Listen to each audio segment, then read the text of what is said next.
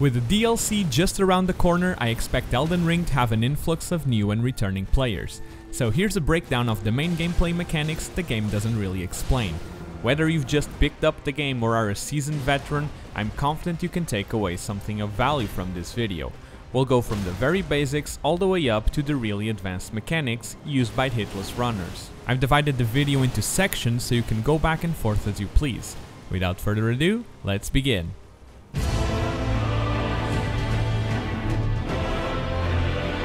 Let's begin by talking about one of RPG's most pivotal mechanics, stats. In Elden Ring, you'll allocate points in different stats as you level up. You probably know this as well as what the stats themselves do. However, the way you prioritize your stats is going to severely impact your early to mid-game experience and the difficulty of your playthrough overall. The general tendency of people that pick up this game is to start dumping points in attribute scaling stats for the weapon or build of their choice. Although this isn't wrong and you should be the strong independent tarnish that you are, I still have a few recommendations, especially if it's your first time around.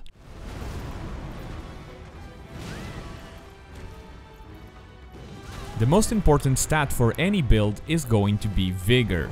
Vigor is the health stat and is the most underrated stat in the whole game. The only universal truth to this game is that you absolutely cannot deal damage if you're dead.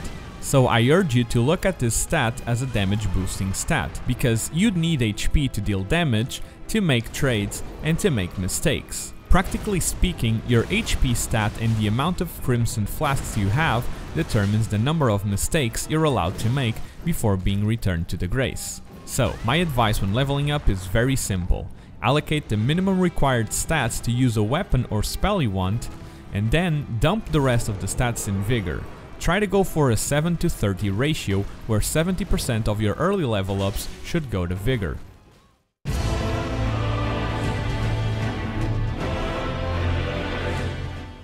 When reaching mid to late game, there's a second hidden mechanic you'll want to look out for, and that's level caps.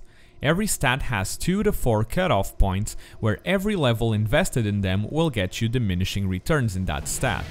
These are called soft caps, and although they might still be relevant in your build's main stats, they'll lose value per level after a certain threshold. You can find a detailed list of these soft caps in the description below, but as a rule of thumb, this should be enough to get you started. 40 Vigor in mid to late, and 60 plus in late game. For any weapon scalings, don't go beyond 80 in any stat. Level endurance to be able to wear better armor without fat rolling, and don't go beyond 40 or 50. As a final tip here, I want to remind you that early to mid game, weapon upgrades always outperform weapon scaling in terms of damage per resource invested, so focus on leveling Vigor and upgrading your weapons early, and focus on scalings later in the run.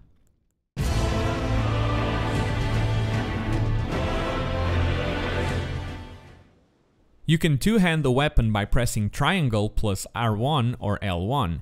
Two-handing a weapon increases your strength stat by 50% while two-handing it. This can be very beneficial for 4 main reasons. Firstly, two-handing a weapon will multiply your strength scaling with it by 1.5, which will make you deal more damage if your weapon scales with strength. Secondly, you'll be able to bypass weapon strength requirements if you don't meet them.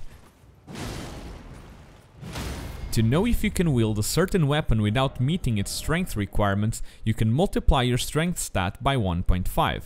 If the result is greater or equal to the minimum strength requirement, then you can two-hand it. Alternatively, you can just equip the weapon. If you get this message when doing so, you can two-hand the weapon. Thirdly, two-handing the weapon will grant you access to a whole different moveset. This can range from different weapon swings to even different damage types. Mix and match these moves to your liking. And finally, and frankly, the most important aspect, poise damage. There's a section dedicated to this mechanic later in the video, but for now just know that two-handed attacks, especially the hard-hitting jump R2s and the charged R2s, build poise damage a lot faster than their one-handed counterparts. It's essential that you master these moves if you're playing a strength-based character. Remember, when in doubt, bonk about.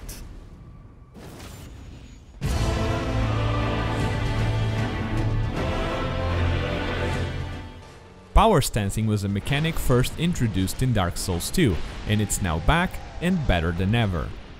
Power stancing is the act of dual-wielding weapons from the same weapon class, one in the right hand, one in the left, which allows you to unlock a completely new moveset for those weapons.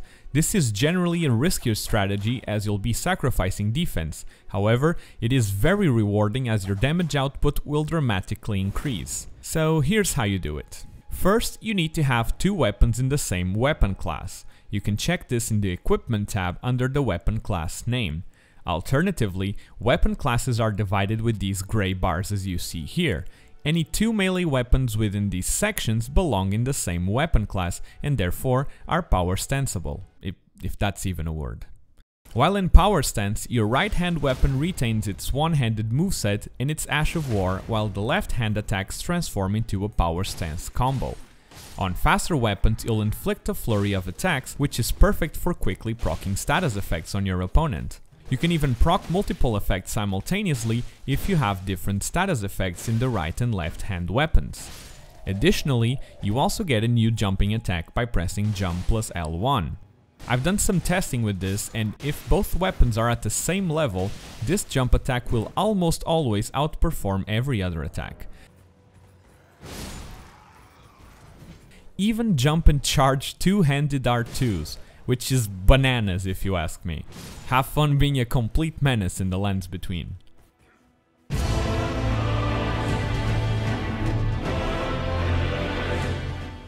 Ashes of War or weapon skills are a concept first found in Dark Souls 3. They were a cool little addition to your moveset, but nothing to write home about. In Elden Ring, however, it's a completely different ballpark. You can make entire builds around a single Ash of War or even switch playstyles completely. Ashes of War not only add to your weapon's moveset, they also change your weapon's damage and scalings. With the right wet blades, you can give most weapons any status effects of your liking or make them scale with your desired stats. We usually refer to this as infusing a weapon. However, there are a few exceptions and special cases. This is what I'm going to cover. As a new Tarnished, your infusions will be limited by your selection of available Ashes of War. Each Ash of War has a determined affinity, meaning that you're initially restricted to the Ash's default scaling or the weapon's default scaling. This is fairly straightforward for physical-based affinities: heavy for strength, keen for dexterity, and quality for the strength-dexterity split. However, some elemental affinities have hidden scalings. You can infuse a fire-based Ash of War with fire or flame art. Even though they both add fire damage, they also add a different scaling to your weapon. Fire Infusion adds a strength scaling, while Flame Art adds a faith scaling. Lightning Infusions also carry a hidden scaling, but this time is for dexterity.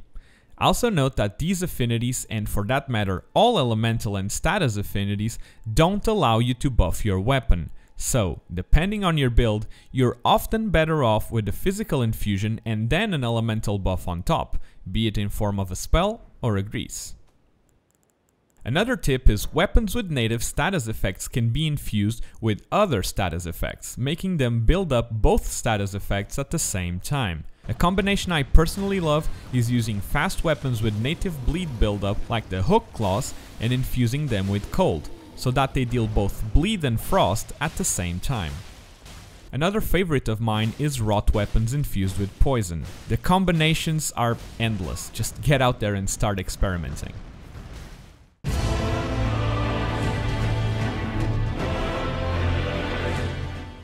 The ability to lock onto an enemy is invaluable in a game like Elden Ring. Enemies are fast and unpredictable, so having to manually track them would be an added layer of complexity on an already difficult game.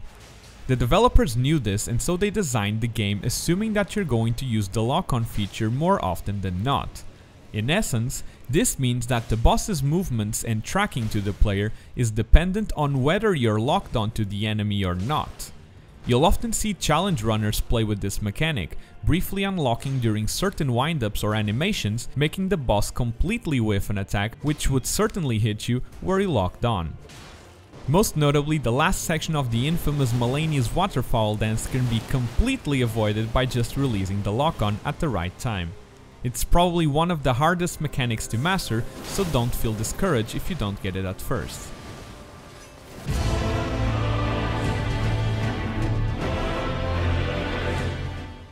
Ah, Poise. Poise, né? The king stat of Dark Souls 1 that was promptly neglected and ultimately abandoned in Dark Souls 3, Aronspan, is back and received a major rework in Elden Ring.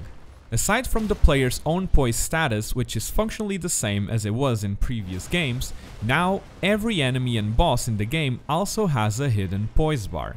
This hidden bar depletes as you deal damage to the enemy and will trigger a stagger animation, also known as the Poise break, if you manage to fully empty it. When this happens, most enemies become susceptible to a critical hit, similar to a riposte after you successfully parry. When this happens, it's essentially your turn. However, to the untrained eye, these Poise breaks can feel a bit random. Sometimes you can trigger 2 in a row, while other times you trigger none.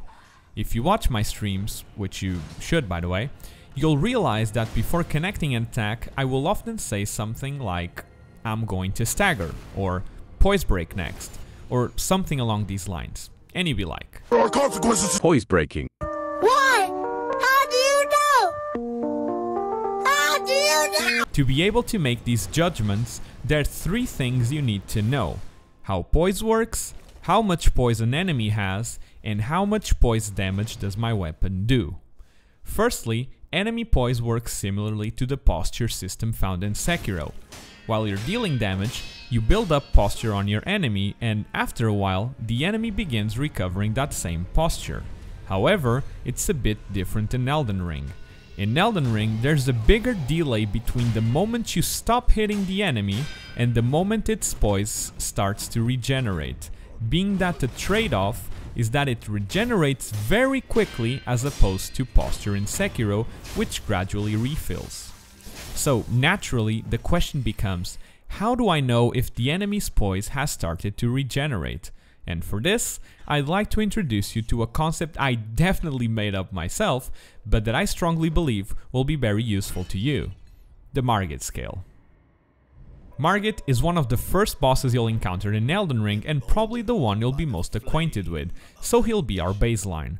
Margit has 80 Poise and his Poise regeneration timer is 6 seconds.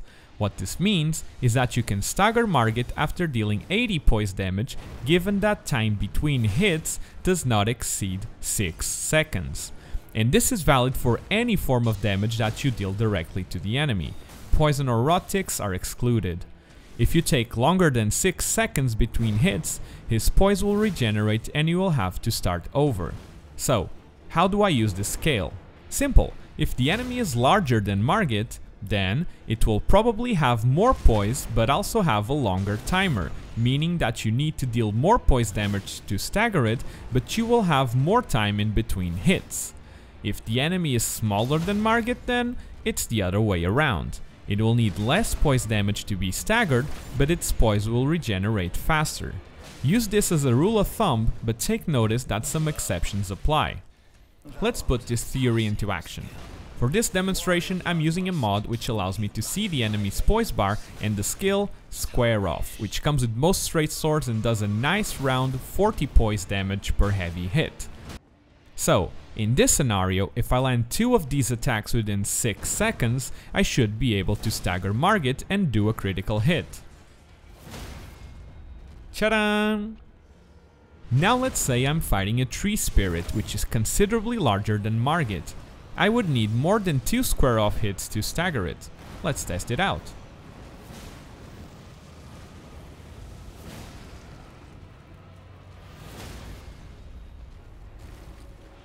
As you can see, it takes 3. Now if you take a smaller enemy like Soldier of Godric, it should only take 1.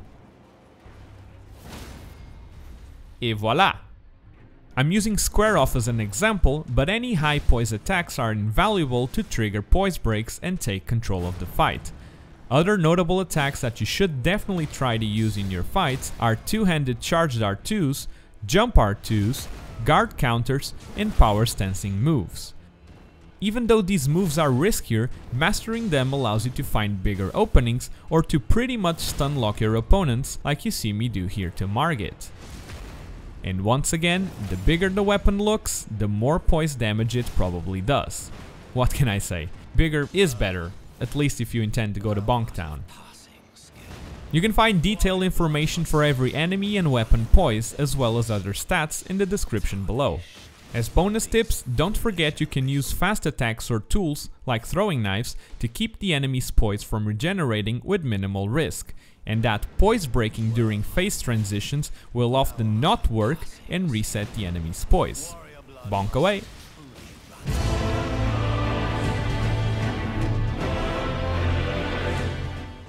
And that's it for now. I hope you enjoyed the video. Drop me a like and a sub if any of these tips were helpful, and let me know if you want more guides like this for Elden Ring and the coming DLC.